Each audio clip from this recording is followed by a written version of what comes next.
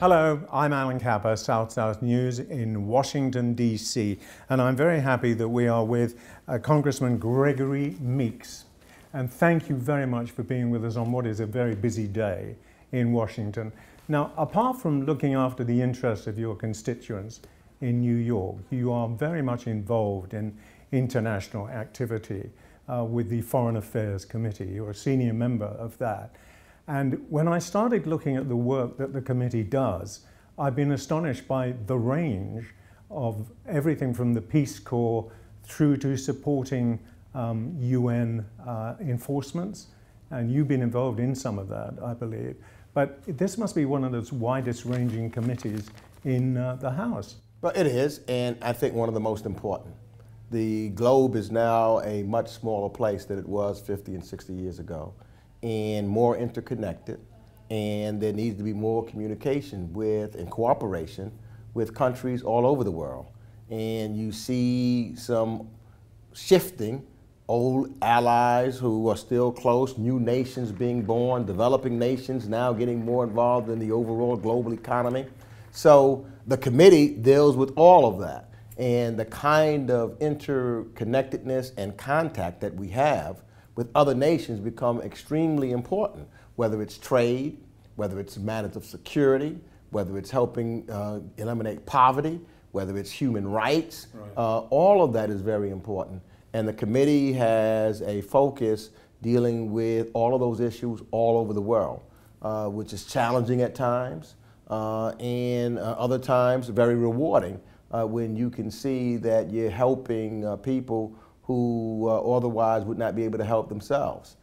Challenging at times when you look at our current economy in the United States, and you have a battle to make sure that you're maintaining what you should be doing on a foreign affairs basis as far as appropriations are concerned, in informing your constituencies who's also of needs, why it is important to them that we are communicating and making sure that others around the globe are getting a hand up also. Yeah, and then some of the issues you've mentioned are very much part of the United Nations Millennium Goals, Millennium Development Goals, eradication of poverty being one obvious one. In terms of the changes that you talked about, when we look at the world, say in the last decade or in the last 5 years, and Europe is very much part of your committee's activities, isn't it? It is. I'm the new ranking lead Democratic member on Europe for the past 6-7 months. Right. Well, we know about the debt problems with certain European countries, but there's an awful lot more happening in Europe to engage us, isn't there? There is. And you know, you think about a number of issues. You know, you mentioned the debt problem overall, what's happening with Greece, what's happening with Italy. How that affects the EU, it also is going to affect us just on an economic basis. You look at our status with reference to NATO, dealing with Libya, and that whole issue on a national, on a defense issues, and on a side of security, and whether or not you're fighting and defending, working with interconnectedness with reference to information sharing to prevent terrorism from happening. That's important. And then in Europe, you even have new nations, new democracies that are evolving as a result of the breakup of the Soviet Union, who are trying to emerge, and whether or not, and you have good examples and bad examples, and how do we work with them to have them be able to mature and grow to be the kinds of democracies that can participate in the global economy. So all of that is very interesting. You know, we have the last dictator still in Belarus, which is a big and serious issue for us to deal with. And we got to think about what is the best way to deal with it, because whether or not you have a situation that we are just going to boycott or embargo against that country, does that help bring down the dictatorship, or does it just hurt the people? Yes. Should we have a multilateral agreement in regards to Belarus? You know, those are the kinds of issues that we're trying to determine. And then you look at a country like Moldova, who seems to be making the right steps into democracy. How then can you continue to encourage that? Should the EU say that if they keep on a certain pattern, that they can join the EU? Is that an encouragement for them and other nations like them? And then for me, the 64-pound gorilla in the region is Russia. And what kind of relationship does the world have with Russia post the Cold War? A lot of countries in Europe depend upon Russia for energy, and Russia understands that. But there are so many violations of human rights. There is a question of whether or not intellectual property rights are protected there. There are questions of corruption. How do we engage? And that becomes a real delicate situation because they then have influence on a number of the other countries that are in Eastern Europe and how they interact. And so we've got to figure out how we interface with a new relationship. The President of the United States have decided a policy of a reset agreement with Russia, which shows that there are some things that Russia is willing to work with us on. We've got determinations with our allies whether Russia should enter the World Trade Organization or not. So it's just fascinating on one end of what the possibilities are. Right. We could really set a different path for the future of the world if we could figure out how we can work in a more cooperative spirit with large nations like Russia and have more of a balance, because then on the other side of of Europe and the other side of the continent here is this great nation of over 1.3 billion people called China.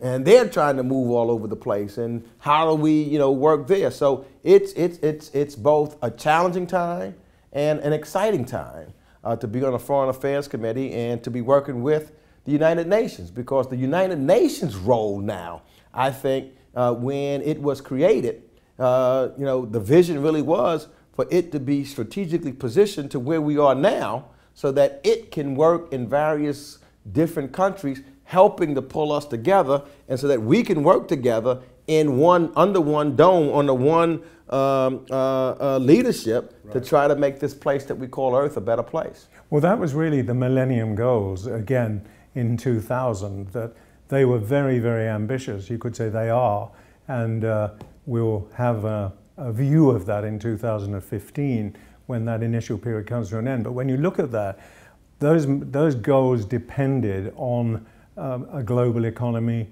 much more cooperation between nations, and the growth of information technology to make it a smaller world. So we're really talking about exactly the same changes that have happened that the UN has had to learn to grow with and execute its own policies. One of those policies I mentioned at the beginning, enforcement of events and votes that have taken place against particular nations. Have you been involved in some of those activities? Oh yes, the most recent one, of course, is the passing of the rule dealing with Libya. Yeah, that was a unique vote, I think, and I think that the United States in that one played a unique role in that. For the first time, and it was difficult.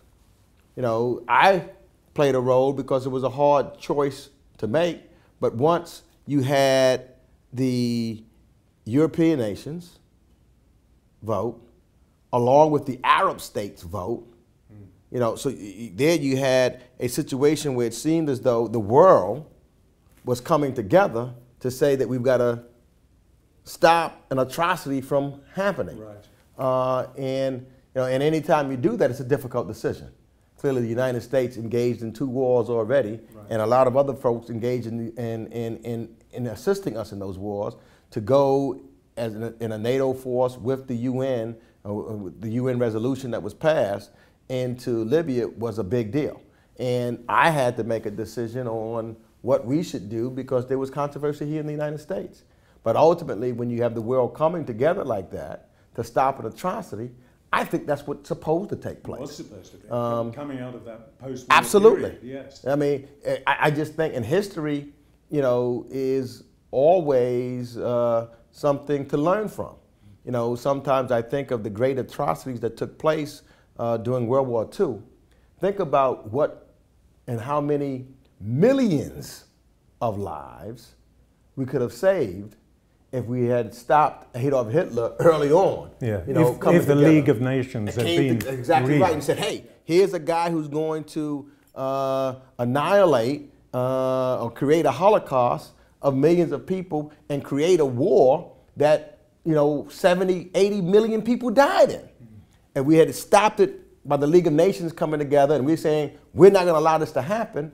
How many millions of lives would have saved? So similarly, the world saw that here was an individual who was threatening, had the means, and was ready and was putting them in place for the destruction of his own people. Right. And so the UN resolution came with the world coming together. It would have been difficult to do if everybody didn't come together. But we did in that one circumstance. So those resolutions, that was a time where it really shows the importance of the UN and working together as a world. There are others resolutions, of course, that are more controversial, and we've got to figure out how we deal with them. But the United Nations rules are set up with in such a manner that some have veto power to stop, etc., to try to have a checks and balance. Right. And I think overall that's a good thing, because no one nation gets their way all of the time. And you've got to work and persuade and work with individuals, and that's the way it should be. I disagree with some of my colleagues who may think that, you have to vote just the way the United States tells you to vote. That's not the right way, because other people have their principles and they have their understandings, and they've got to vote what they think is right for their folks, and we negotiate and compromise and figure out how do we come up to a solution that's beneficial for the entire world. Right. And I think that's where we're headed. What do you think is going to happen in Libya? Well, I think that in Libya we are headed to a point where the people of Libya will ultimately decide its own decision and its own leadership. I think that it is clear from the number of people who have been protesting and out and fighting, etc., that the regime of Mr. Gaddafi is over. And so democracy has to be determined, and leadership has to be determined by the people of Libya. And so ultimately, that will take place. I think of the situation that's somewhat similar, maybe a little different, on Western Africa in Cote d'Ivoire. I was meeting with the new president there. There was an election, yes, but the former president decided he wasn't giving up, and he held up in his home for a long period of time. But the people's voice had spoken, and eventually he had to be brought out of that house, and now he's under arrest. Well, I think something similar like that's going to ultimately happen in Libya. You are still involved in African affairs, yes, in this committee, and you certainly were before in your previous committee with international monetary considerations. Are you optimistic about the direction Africa is heading in terms of some of the issues of the past, like the role of women, sustainable development, democracies? How do you I'm very positive about Africa. I don't think the positiveness about Africa is articulated or talked about enough. It's easy to talk, when you talk about that continent, about its problems, but you've got shining examples of democracy springing up all over the place. And I think that over the next decade or two, Africa is where opportunities will be growing in leaps and bounds. And governments, stable governments, evolving and working and being part of the global community. And the best way, and I think probably ultimately the best thing that's happening in Africa and many countries right now, is the advent of technology. Right. Technology is going to play a tremendous role in helping Africa bring itself up, because it had been cut off from a large part of the world previously. And one of the things that technology does, once everyone has access to it, it gives knowledge, or puts knowledge, or makes knowledge available to everybody, right, whether you're rich or whether you're poor. You get availability to it. And as Africa gains and becomes more accessible to the technology of today, it's going to grow in leaps and bounds, and its people will benefit, because too many people in Africa live on less than $1 to $2 a day. Right. But it will bring the kinds of opportunities and create jobs and the kind of economy that will lift it up from the kind of impoverished continent that it is to leap great heights. And you can see that, there's signs of it in Kenya and in South Africa, of course, and in Botswana on the southern part. Then you can look at what's starting to take place in a number of countries up and down the West. If Nigeria, the largest, can really get its act together, that would be huge. So what's taking place in the north and Tunisia, and as we talked about, Libya, that all makes a difference. So you can see the surrounding conversations. And I've had a conversation with Donald Karabuku, who is the head of the African Development Bank. And for the first time, you hear 2 and 3 countries talking about how they can do interstate trade among themselves and opening up borders and creating infrastructure. Which was what Africa needs. Exactly right. Africa doesn't need patronage, it needs investment and sustainable development. It might be a source of sadness to you that perhaps the United States is not at the forefront of investment in Africa. I have a banker friend who does run a fund for Africa in sustainable development, and she says, look, to me the opportunity is great because Africa is 54 countries. Absolutely.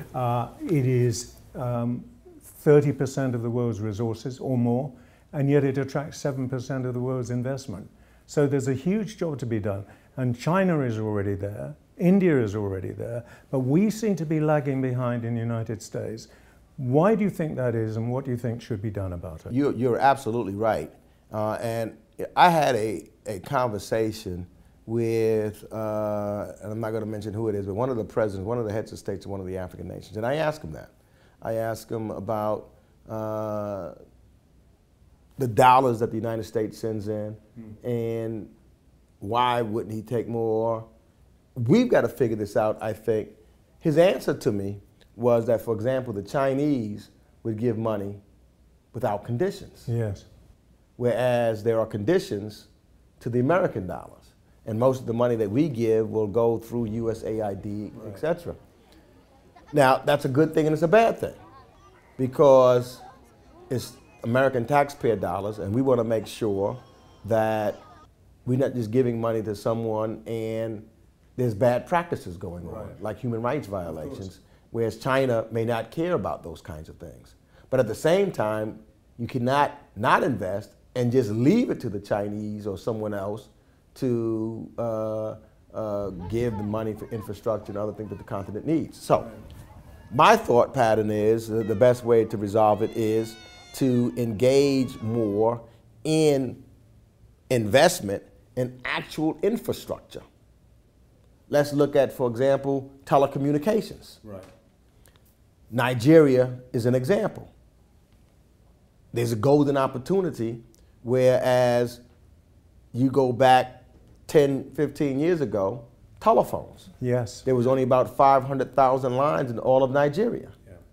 Now, because of the cell phone technology, you have well over 3 to 4 million people that have access to that kind of technology. Now, you use that technology. I've seen where people are utilizing the telephone in the agricultural and rural areas of Nigeria to determine prices of crop, to get help when they need it. So that then brings them into the globalized world, creating an economy will begin to catch up and making a difference simply because of that technology. And as you do that, individuals get to see from the United States, both from the public sector and the private sector, because I am a believer in private sector investment, because I think that you've got to have both. Yes, absolutely. I don't think that you can just invest in the public sector. You got to have private sector, direct private investment into the continent also to make the kind of differences that you want. And then you get them to get involved in the international organizations like a WTO, so that they can play by rules and regulations, so that you can make sure that now there's a level playing field, and there is no, and you begin to eliminate the kind of corruption that some nations naturally have.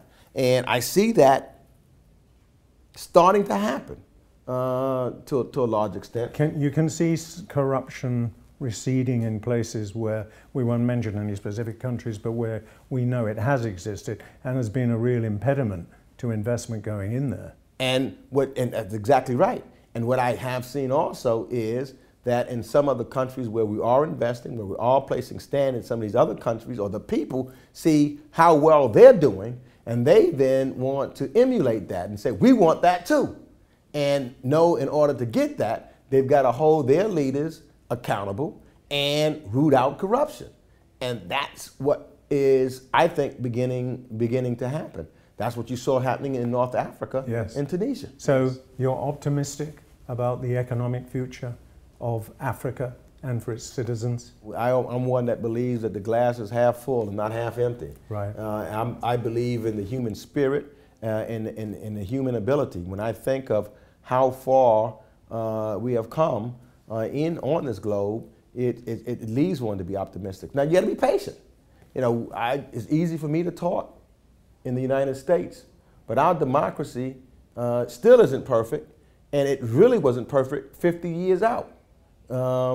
There was, and still is, a need for dramatic changes. You can go back to my childhood, and a person of African descent, as I am, didn't have the right to vote in the United States of America. Yes. And many of the human rights violations that we're talking about in other countries now existed here when we were in infancy in our nation. So we can't quickly just condemn and say we're going to forget about those countries. What I think that we need to be doing is saying, look, we don't want you to make the same mistake that we made in our country. And in order for you to avoid that mistake and so you can catch up quickly, here's what you should do, as opposed to talking down to them and making them think that they are, you know, irrelevant and you just do what we tell Absolutely. you. There's a way that you can communicate that. And I hope that we start moving in that direction, as opposed to from a superior position, say this is what you do, to say, no, it's not a superior position, but we made mistakes. Right.